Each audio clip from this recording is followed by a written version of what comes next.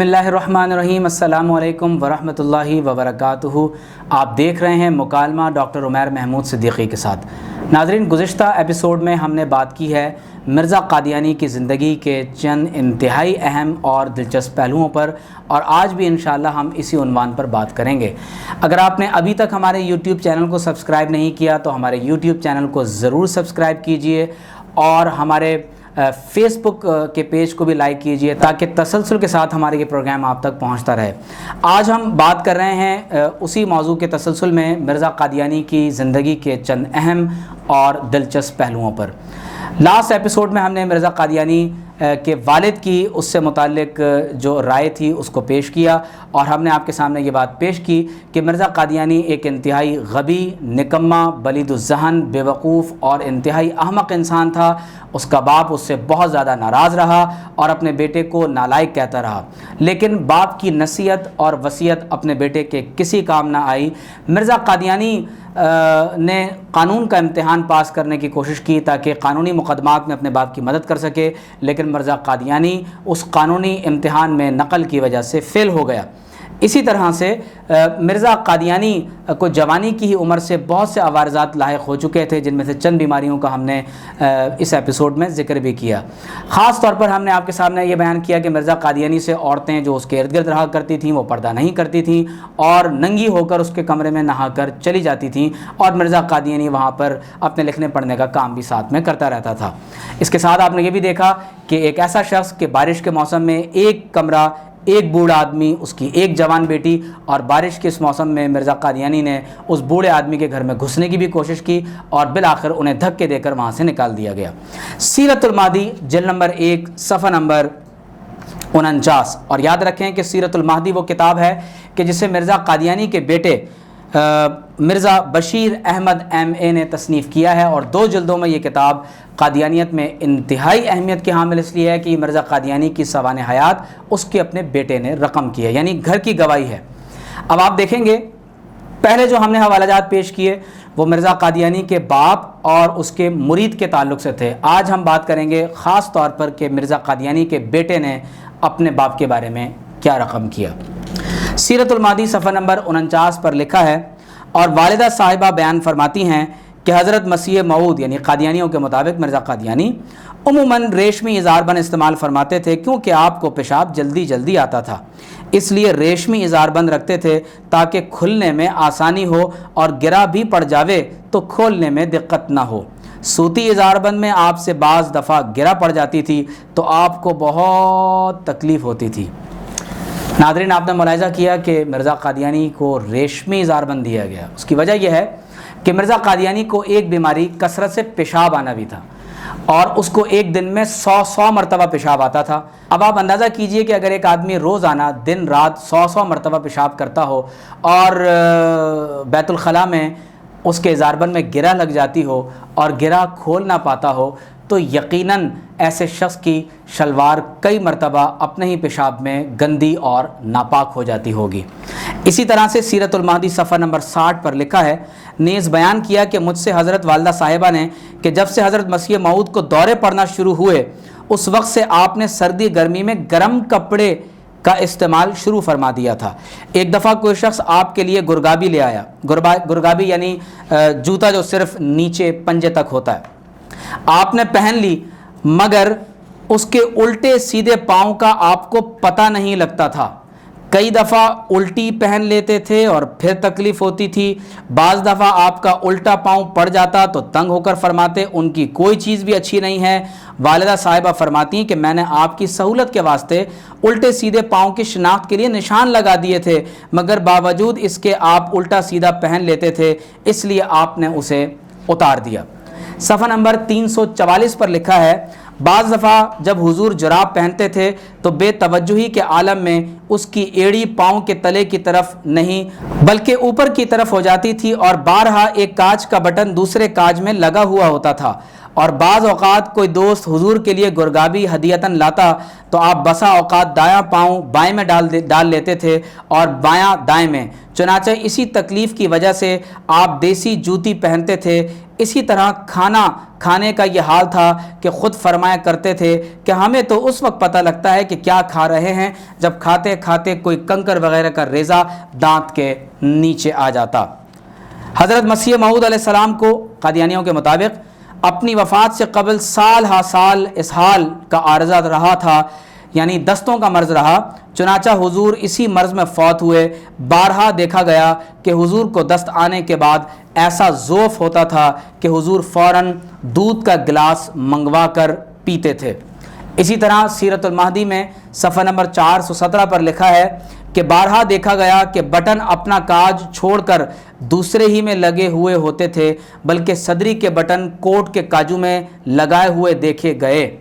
اسی طرح سے صفحہ نمبر 418 پر لکھا ہے کہ مگر بارہا جراب اس طرح پہن لیتے کہ وہ پیر پر ٹھیک نہ چڑھتی، کبھی تو سرا آگے لٹکتا رہتا اور کبھی جراب کی ایڑی کی جگہ پیر کی پشت پر آ جاتی، کبھی ایک جراب سیدھی دوسری الٹی۔ ناظرین، آپ ملاحظہ کر رہے ہیں کہ مرزا قادیانی کی ان حرکتوں سے کہ اس کو سیدھا اور الٹا کا معلوم نہیں ہو رہا کہ یہ سیدھا پاؤں ہے، یہ الٹا پاؤں ہے، یہ سیدھا ہاتھ ہے، یہ الٹا ہاتھ ہے، یہ جراب الٹی ہے، یہ جراب سیدھی ہے، یہ جراب کا نچلا حصہ ہے یا جراب کا اوپر والا حصہ ہے، کبھی بٹن اوپر کے حصے میں لگا ہوا ہے، کبھی نیچے کے حصے میں لگایا ہے، کبھی صدری کے بٹن غلط مقام پر لگے ہوئے ہیں، جوتا الٹا اور سیدھا نشان لگانے کے باوجود نہیں پہن پایا، جوتا نشان لگانے کے باوجود درست نہیں پہن پایا۔ یہ اس بات کی واضح دلیل ہے کہ مرزا قادیانی کو مالی خلیہ تھا، دماغی خشکی تھی، دوران سر اور دیگر امراض اس کو پہلے ہی لاحق تھے۔ تو یقیناً اس طرح کے جو نفسیاتی امراض ہوتے ہیں ان کو شیزوفرینیا کہا جاتا ہے، کہ جس میں انسان بہت سی ایسی چیزوں کو دیکھنے لگتا ہے جو عام انسان کو نظر نہیں آتی، اور یقیناً یہ ایک نفسیاتی بیماری اور مرض ہوتا ہے۔ قابل توجہ بات یہ ہے کہ اس قدر غبی اور بے وقوف ہونے کے باوجود نعوذ باللہ من ذالک کچھ لوگ مرزا قادیانی کو نبی تسلیم کرتے ہیں۔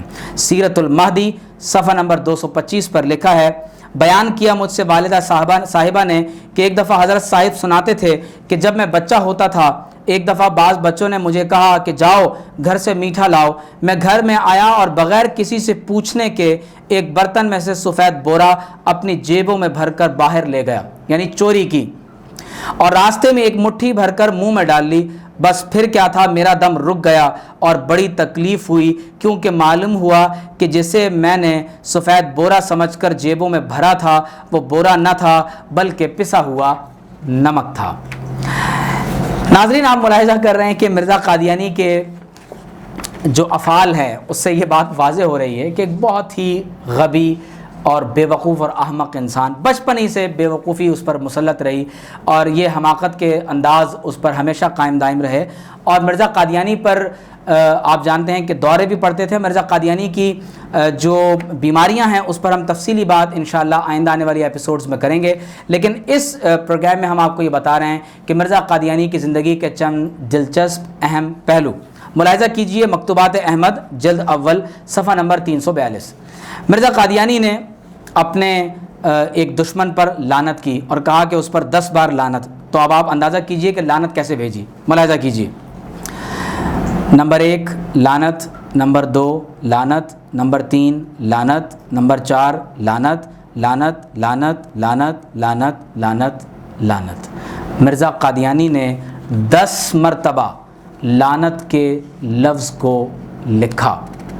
اسی طرح سے 100 مرتبہ کو چھوڑیے، 1000 مرتبہ مرزا قادیانی نے روحانی خزائن جلد نمبر 8 صفحہ نمبر 158، آپ خود اپنی اسکرین پر ملاحظہ کیجئے کہ مرزا قادیانی نے لکھا، پس ان پر خدا تعالیٰ کی طرف سے 1000 لعنت ہے، پس چاہیے کہ تمام قوم کہے کہ آمین۔ اب آپ اپنی اسکرین پر ذرا ملاحظہ کیجئے کہ مرزا قادیانی نے جو روحانی خزائن کی 23 جلدیں لکھی ہیں، 11,500 صفحات لکھے ہیں، تو وہ 11,000 صفحات کیسے لکھے ہیں؟ تو لکھا ہے نمبر 1 لعنت، نمبر 2 لعنت، نمبر 3 لعنت، نمبر 4 لعنت، نمبر 5 لعنت، نمبر 6 لعنت، لعنت لعنت لعنت لعنت لعنت لعنت لعنت لعنت لعنت لعنت لعنت۔ ناظرین، اگر میں یہ صفحے پلٹ کر آپ کو دکھا رہا ہوں، اگر میں اس حوالے کو پڑھتا رہوں تو شاید کئی ایپیسوڈز صرف یہ حوالہ پڑھنے کے لیے مجھے لعنت لعنت لعنت لعنت لعنت کہنا پڑے گا۔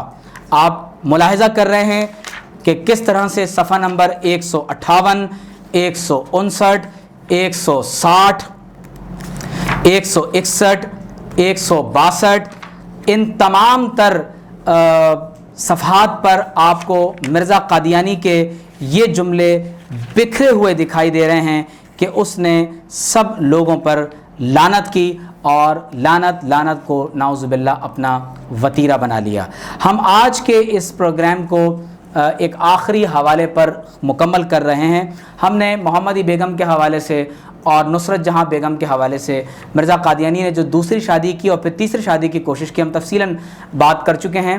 جب مرزا قادیانی کی شادی نصرت جہاں بیگم سے ہوئی تو مرزا قادیانی بوڑھا ہو چکا تھا اور اس کی ہونے والی بیوی نصرت جہاں بیگم ایک بہت ہی کم عمر اور انتہائی نوجوان لڑکی تھی۔ مرزا قادیانی نے تذکرہ صفحہ نمبر 98 پر لکھا ہے کہ جب مرزا قادیانی نے ایک دوسری شادی کا یعنی ارادہ کیا اور دوسری شادی کی ایک نوجوان لڑکی سے، جب مرزا قادیانی کی عمر 50 برس ہو چکی ہے، لڑکی کی عمر 14، 15، 16 سال ہے، تو آپ اندازہ کیجئے کہ مرزا قادیانی کی اس وقت مردانگی کی کیفیت کیا تھی۔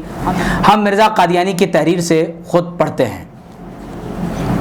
نومبر 1884 ایک ابتلا مجھ کو اس شادی کے وقت پیش یہ آیا کہ بباعث اس کے کہ میرا دل اور دماغ سخت کمزور تھا اور میں بہت سے امراض کا نشانہ رہ چکا تھا، میری حالت مردمی کل عدم تھی، یعنی میں نامرد تھا اور گویا کہ مرد ہی نہ تھا، اور پیرانہ سالی کے رنگ میں میری زندگی تھی۔ اس لیے میری اس شادی پر میرے بعض دوستوں نے افسوس کیا کہ آپ بباعث سخت کمزوری کے اس لائق نہ تھے۔ ناظرین، آپ نے ملاحظہ کیا کہ مرزا قادیانی اپنی دوسری شادی کے وقت نامرد تھا۔ اس نے خود لکھا کہ میری حالت مردمی کالعدم تھی، لیکن تعجب کی بات یہ ہے کہ اس کے باوجود مرزا قادیانی کے ہاں روحانی تعلق کی بنا پر اس عورت سے 10 اولادیں پیدا ہوئیں، 5 بیٹے اور 5 بیٹیاں۔ میں اب اس بارے میں مزید تفصیل میں نہیں جانا چاہوں گا، ناظرین خود سمجھدار ہیں، اللہ تبارک و تعالی سب کو ہدایت عطا فرمائے۔ اگلی نشست میں جب ہم مرزا قادیانی کی بیماریوں پر بات کریں گے تو ہم آغاز یہاں سے کریں گے کہ مرزا قادیانی کو حیض کا خون بھی آتا تھا۔ جی ہاں ناظرین، آپ نے میری بات کو درست سنا، مرزا قادیانی نے اس بات کو خود تحریر کیا کہ اس کو حیض کا خون آتا تھا اور وہ حیض کا خون اس سے بعد میں منقطع ہو گیا۔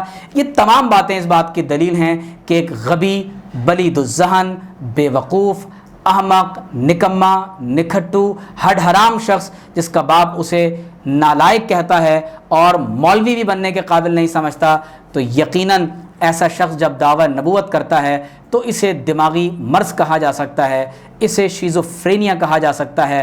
اور جب وہ خود یہ اعتراف کر رہا ہے کہ میں انگریزوں کا ایجنٹ ہوں، انگریزوں کا قدیم وفادار ہوں، تو یقیناً یہ تمام تر حوالہ جات پڑھنے کے بعد کسی بھی ذی شعور انسان کے بارے میں باشعور ہونے کا یقین نہیں کیا جا سکتا کہ وہ مرزا قادیانی کو نعوذ باللہ من ذالک جھوٹا نبی تسلیم کریں۔ انشاءاللہ ہم نیکسٹ ایپیسوڈ میں مرزا قادیانی کی بیماریوں پر بات کریں گے۔ آپ جو ہمارے پروگرام پر فیڈ بیک دے رہے ہیں، آپ کا بہت شکریہ۔ میری گزارش یہ ہے کہ آپ اس پروگرام کو ضرور لائک کیجئے اور اس کو تمام دوست احباب کے ساتھ شیئر کیجئے تاکہ زیادہ سے زیادہ یہ پیغام آپ تمام دوستوں تک پہنچ سکے۔ آپ تمام احباب کا بہت شکریہ۔ اگر آپ نے ابھی تک ہمارا یوٹیوب چینل لائک نہیں کیا تو اسے ضرور سبسکرائب کیجئے، بیل آئیکن کو دبانا آپ نہ بھولیے۔ ہمارے فیس بک پیج کو ضرور لائک کیجئے تاکہ تسلسل کے ساتھ یہ تمام پروگرامز آپ کو ملتے رہیں۔ السلام علیکم ورحمۃ اللہ وبرکاتہ۔